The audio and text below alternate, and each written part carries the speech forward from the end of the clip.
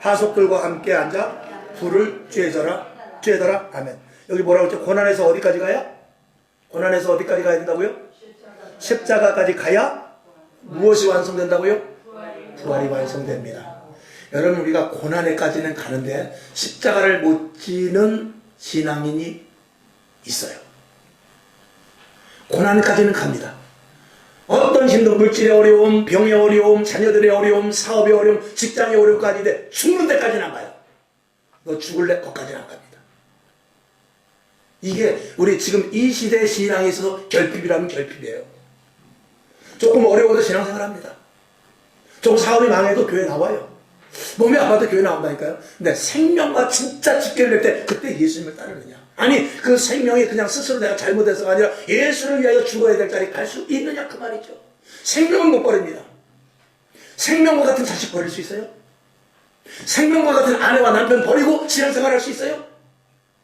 그냥 내가 조금 시간이 어려운데, 조금 내가 물질이 좀 어려운데, 그냥 조금 내가 좀 몸도 고단한데, 그래, 교회 나올 수 있어. 근데 지금 남편이 죽었어. 아내가 죽었어.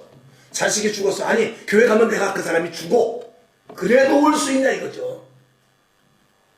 최종적으로 이게 굉장히 우리에게 있어서 신앙의 결정판인데 여기까지 가는 사람이 너무나 적습니다. 제자들은요, 예수님께서 그랬어요. 죽는데, 베드로가 그랬어요. 내가 죽는 데까지 간다고 그랬거든요. 그래서 고난의 그 자리까지 다 갑니다. 힘든 자리까지 가요. 뭐 겟세마네 동산까지 갔어요. 근데 막상 군병들이 와서 잡아가니까 어떻게 되죠? 그가 칼을 내밀어서 그 대제사장의 군종의 말고라는 사람의 귀를 잘랐지만 막상 진짜 잡혀가서 십자가에 못 박혀 당하는 일이 생기니까 그는 멀찍이 슬슬 거리를 두기 시작합니다.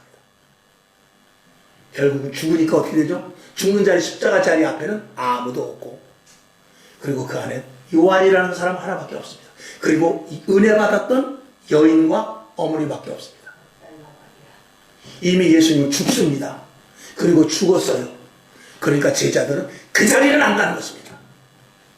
아무리 힘들어도 예수님이 있는 자리는 가는데 예수님이 죽어버리니까 그 자리에 안 가는 거예요.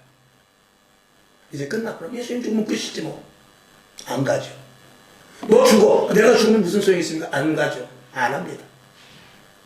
이제 다 끝났다라고 생각하고 제자들은 뿔뿔이 흩어져 버립니다. 나는 고기 잡으러 간다 할 정도로 다 흩어져 버렸어요.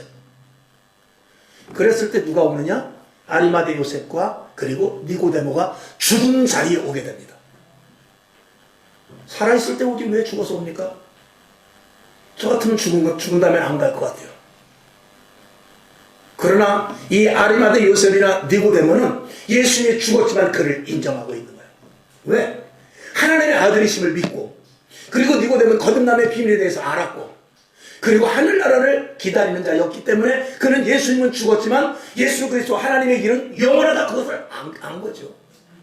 제자들은 눈으로 보는 현실 속에서 예수님이 죽었으니 끝이다, 나와 예수님과 이제 관계없는 사람이라 생각한 것입니다. 이게 진짜 신앙인과 가짜 신앙인의 차이가 나는 것입니다.